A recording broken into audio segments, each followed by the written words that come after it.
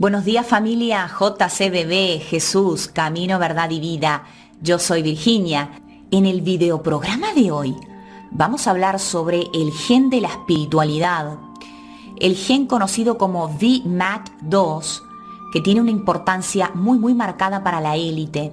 Vamos a ver en programas futuros la tal importancia que tiene este gen, que según un doctor que ahora vamos a ver, lo descubrió hace no muchos años, y que según él lo llamó el gen de Dios, el gen de la fe, el gen de la espiritualidad, pero vamos a ver de qué se trata esto. De cierta manera lo que quieren decir es que algunas personas están predeterminadas a creer en Dios si tienen este gen y otras personas no lo están. ¿Qué quiero decir con esto? Hace no muchos años un biólogo molecular, el doctor Jim Hammer, un genetista nacido en el año 1951, descubrió el bautizado por él gen de Dios.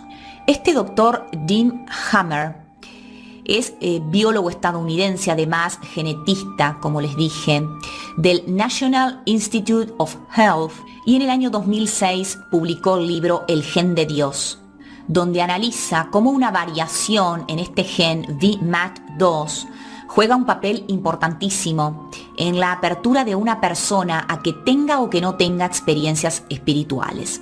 Como que crees en Dios si tenés este gen y si no, no estás predispuesto a ello. Y de cierta manera como que el propio Dios estuviera en nuestro propio ADN. Si una persona posee el gen SLCI8A2, la proteína VMAT2 se sintetizará y suministrará al cerebro unas sustancias que creará un estado de conciencia de bienestar. Ese estado de conciencia de bienestar se manifestará posteriormente en un optimismo y en una predisposición para creer en la trascendencia, para tener experiencias espirituales, en definitiva para creer o no en Dios. Él estaría explicando la fe, la creencia, la espiritualidad, según él, según se tenga o no se tenga este gen VMAT2.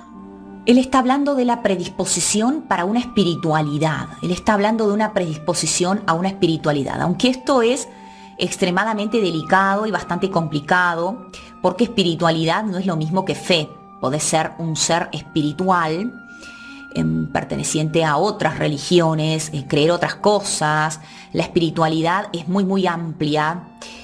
Y no necesariamente la fe en Dios, y mucho menos la fe en Jesucristo como Señor y Salvador. Empezando por ahí, creo que hay que marcar una gran diferencia. Creo que hay que marcar una diferencia en que, si bien Dios pueda estar en nuestro código genético, sería simplificar muchísimo una fórmula hecha por Dios que pienso yo que los científicos no van a llegar nunca, que es explicar realmente qué es la fe, porque pienso que no hay una explicación científica para la fe.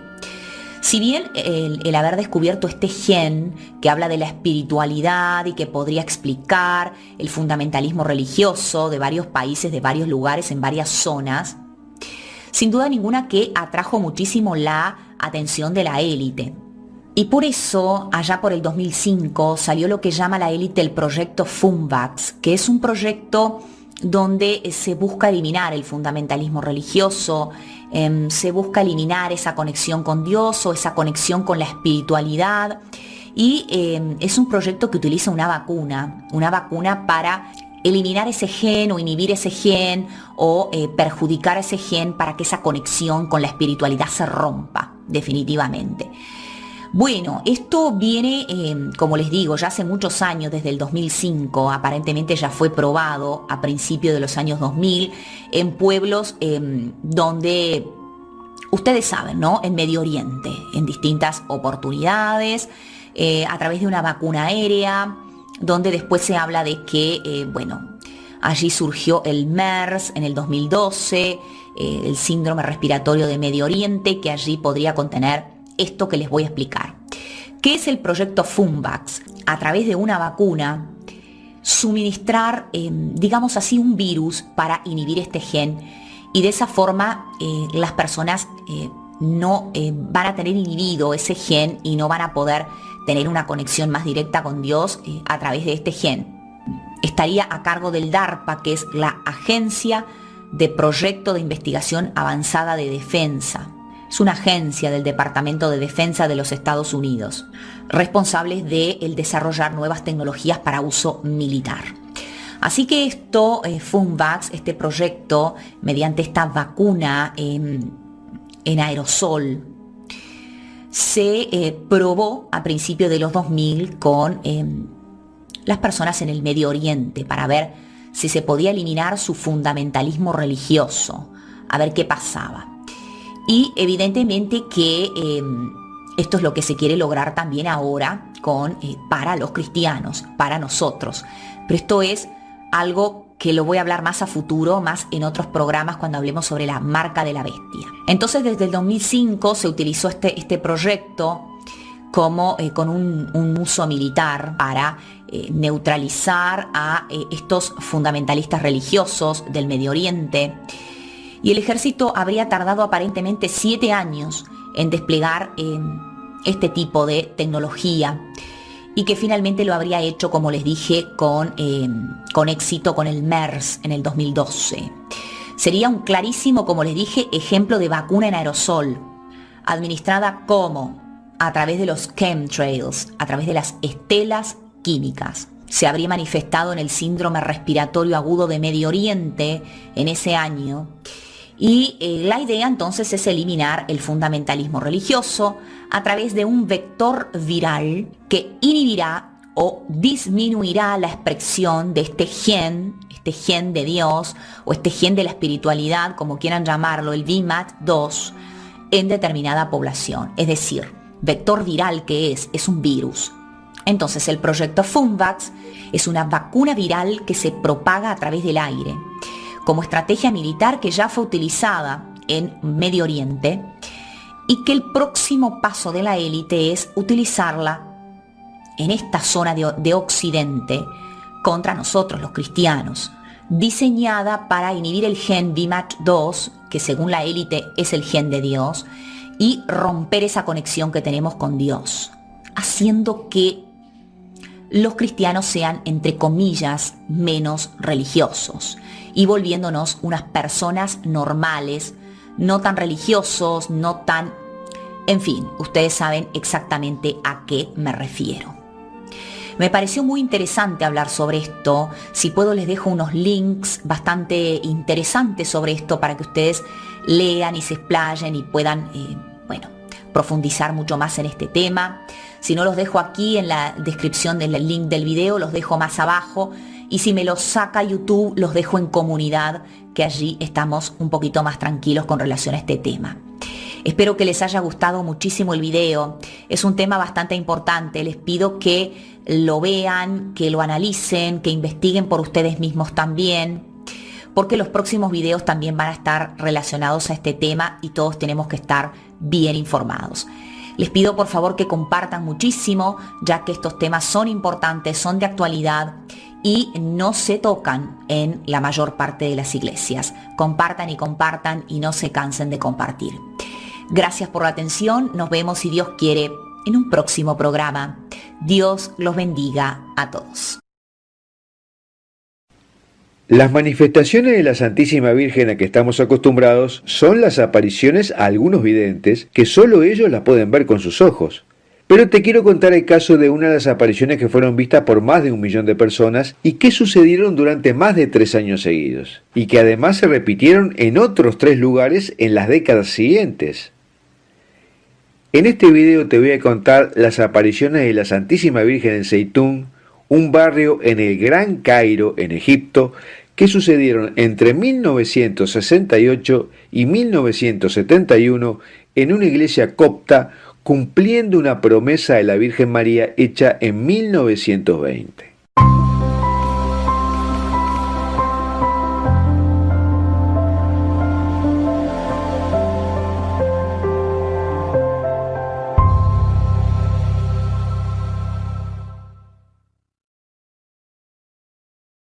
Entre 1968 y 1971 se produjo la aparición de la Santísima Virgen presenciada por más cantidad de gente en la historia. Se estima que la vieron más de 1 millón de personas a lo largo de los meses, y en un momento 250.000 personas todas juntas presenciaron la aparición.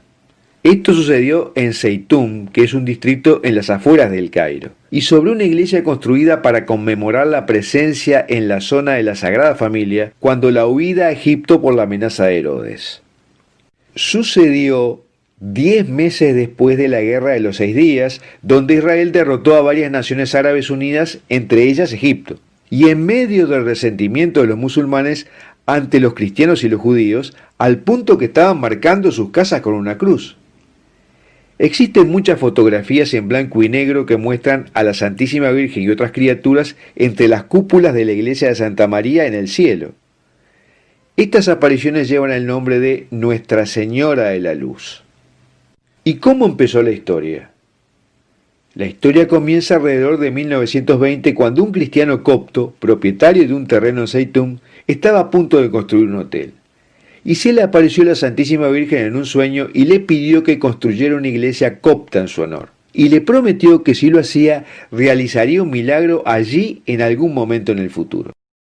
En 1925 se inauguró la iglesia ortodoxa copta Santa María. Y el 2 de abril de 1968 sucedió el milagro prometido. A las 8:30 de la tarde, 2 mecánicos musulmanes que trabajaban en un garaje frente a la iglesia vieron en el techo de la iglesia lo que parecía una monja vestida de blanco. Pensaron que se iba a suicidar y le fueron a avisar al párroco. Y el párroco fue el primero en darse cuenta que estaban frente a un fenómeno sobrenatural. La imagen estuvo inmóvil durante un buen rato hasta que desapareció. Y como volvió a repetirse los días sucesivos, se empezó a juntar gente para contemplar el espectáculo celestial, mientras las autoridades civiles aprovechaban incluso los hechos para poner sillas y alquilarlas para ver la aparición. La duración de las apariciones variaba notablemente de una noche a otra. Al principio estaba más tiempo, a veces varias horas seguidas, como por ejemplo en la noche del 8 de junio de 1968, que estuvo desde las 9 de la noche hasta las 4:30 de la madrugada de continuo. Las apariciones ordinariamente venían precedidas por luces misteriosas que solían comenzar un cuarto de hora antes de que Nuestra Señora desapareciera. La Virgen se ve rodeada de luz, pero no solo ella, sino que en torno a ella había muchos puntos fluorescentes o luces centelleantes. Estas luces aparecían a veces encima de la iglesia y otras en unas nubes que se formaban encima de las cúpulas. De las nubes salían grandes fogonazos de luz, y las luces parecían una lluvia de estrellas o como si cayesen diamantes del cielo. A veces se veían unas misteriosas nubes luminosas balanceándose encima de la iglesia cuando en todo el cielo no había ninguna otra nube. Y en una ocasión una de estas nubes, que tenía un olor a incienso, penetró en el templo a través de los vitrales de la cúpula y se extendió también por encima de toda la multitud que rodeaba la iglesia. A pesar de la duración de las apariciones y del número de testigos, la Santísima Virgen María no habló ni entregó ningún mensaje. Ella mantuvo una actitud de oración, inclinándose hacia la cruz y bendiciendo a la gente permanentemente. Las características de la aparición de María fueron verdaderamente curiosas. A veces estaba estática, pero lo normal era que hiciese movimientos lentos. Movía la cabeza como si estuviera saludando, inclinaba el tronco, movía los brazos en señal de bendición, y alguna vez se vio que tenía un ramito de olivo en la mano y lo ofrecía a la multitud. Era frecuente que apareciera en un sitio del tejado, permaneciese allí durante un tiempo, desapareciese y al poco rato volviese a aparecer en la otra parte del tejado. En una ocasión adoptó la forma de una gran bola de luz, y solo se le veía medio cuerpo como si fuese una pintura sin relieve. Y aquella imagen se fue elevando en el aire hasta disolverse en el resplandor de la luna que entonces brillaba encima de la iglesia. Muchas veces descendió una bruma sobre los asistentes, mientras en otras oportunidades todo el lugar era invadido por un masivo perfume a incienso, como si miles de incenciarios se incendiaran frente a la iglesia. También se producían otros fenómenos luminosos durante las apariciones, como la iluminación de la cruz de la iglesia o la presencia de una cruz de luz sobre María durante su aparición. A veces se le veía una corona de luces alrededor de la cabeza y luego, a los pocos instantes, ya no la tenía. Solía aparecerse sola, pero a veces estaba acompañada. Se la vio con el niño Jesús en brazos y en una ocasión vino acompañada de su hijo ya crecido, de unos 12 años. También se apareció una vez en compañía de San José, y en una oportunidad se vio la cara entera de la Virgen María estampada en la cara de la luna. María se aparecía con largas túnicas blancas y azules, y un velo de luz blanco a su lado, y se podían ver sus prendas moviéndose en la cálida brisa nocturna. Un sacerdote copto señaló que había como rayos de luz que bajaban de las manos de la imagen de la Virgen, como se muestra en la medalla milagrosa. Un obispo copto dijo que cuando María miraba a la multitud, parecía que ella concentraba sus ojos en cada uno personalmente. Y un médico que presenció las apariciones dijo que incluso se podían ver sus dientes cuando ella sonreía. Otro interesantísimo detalle del que hablan los testigos es el de los pájaros que precedían y acompañaban a la aparición. No eran estrictamente palomas, sino unos pájaros muy raros, luminosos y que volaban a gran velocidad. Nunca movían las alas cuando volaban. Aparecían y reaparecían, y en ocasiones se convertían en puntos de luz. Volaban siempre en formación, como una escuadrilla, a veces triangularmente y otras veces en forma de cruz. Nunca se posaban, estaban en perpetuo movimiento, y se les ha visto desintegrarse en el aire como si fuesen de vapor. Las aves describían círculos por encima de María, o formaban cruces en el cielo. Y en un momento las autoridades civiles investigaron un radio de 25 kilómetros en busca de dispositivos electrónicos que pudieran estar produciendo estas imágenes. Cortaron toda la energía en el área para crear un apagón, pero María continuó apareciendo, y el gobierno tuvo que admitir que allí estaba sucediendo algo extraordinario. E incluso el presidente Nasser, que estaba por firmar un decreto declarando que Egipto era una nación musulmana, cambió su parecer y declaró a Egipto abierto a todas las religiones. Durante estas apariciones se produjeron muchas curaciones milagrosas, desde ceguera, poliomielitis, parálisis, cáncer y enfermedades terminales. También hubo muchas conversiones de musulmanes y otros al cristianismo. Y sobre todo puso un bálsamo en la relación entre los musulmanes y los cristianos. El patriarca ortodoxo formó una comisión para investigar las apariciones y llegaron a la conclusión que constaba su sobrenaturalidad, y recibieron la aparición de la Iglesia Copta de Egipto. Y el cardenal católico Stefanos fue encomendado por Pablo VI para hacer las investigaciones, quien las aprobó como una visitación de la Madre de Dios. Estos fenómenos se fueron espaciando con el tiempo y finalizaron el 29 de mayo de 1971, pero luego se repitieron en otras partes de Egipto en los años posteriores. En el año 2000 sucedieron en Asiut, en el Alto Egipto. En el año 2002 en Omrania Garbia, en Giza. Y más recientemente en El Warraq en el año 2009. Todas apariciones con el mismo formato. Bueno, hasta aquí lo que te quería contar sobre estas apariciones de la Santísima Virgen, que fueron las más largas y presenciadas por más gente en la historia, y que son poco conocidas en Occidente porque se produjeron en el mundo árabe. Y me gustaría preguntarte qué discernimiento haces sobre estas apariciones. Mensaje de la Virgen en Anguera, Brasil. Al vidente Pedro Reyes. Queridos hijos, soy la Reina de la Paz y vine del cielo para traerlos la paz. Abran vuestros corazones y acepten la voluntad de Dios para vuestras vidas. Mi Hijo Jesús me ha enviado a vosotros para llamarlos a la conversión. Sean mansos y humildes de corazón, pues sólo así podéis asumir vuestro verdadero papel de cristianos. Ustedes son pertenencia del Señor, y las cosas del mundo no son para vosotros. Aún tendrán largos años de duras pruebas, pero yo estaré con ustedes, aunque no me vean. La humanidad se conduce por las sendas de la autodestrucción que los hombres prepararon con sus propias manos. Vuelvan deprisa a mi Hijo. Mi Señor los ama y los espera de brazos abiertos.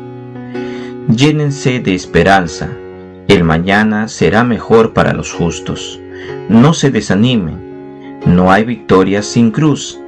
Vine del cielo para ayudarlos. Ayudadme también ustedes. Necesito a cada uno de vosotros. Dadme vuestras manos. Confíen, soy vuestra madre y quiero verlos conmigo en el cielo. En estos tiempos difíciles, intensifiquen sus oraciones por la iglesia de mi Hijo Jesús. El futuro de la iglesia está marcado por una gran guerra. Sufro por aquello que viene para vosotros. Oren, oren en todo momento. Valor. Todo aquello que hagan en favor de mis planes, el Señor lo recompensará generosamente. Adelante en la defensa de la verdad. Este es el mensaje que les transmito en nombre de la Santísima Trinidad. Gracias por permitirme reunirlos aquí una vez más. Les bendigo en el nombre del Padre, del Hijo y del Espíritu Santo. Amén. Queden en paz.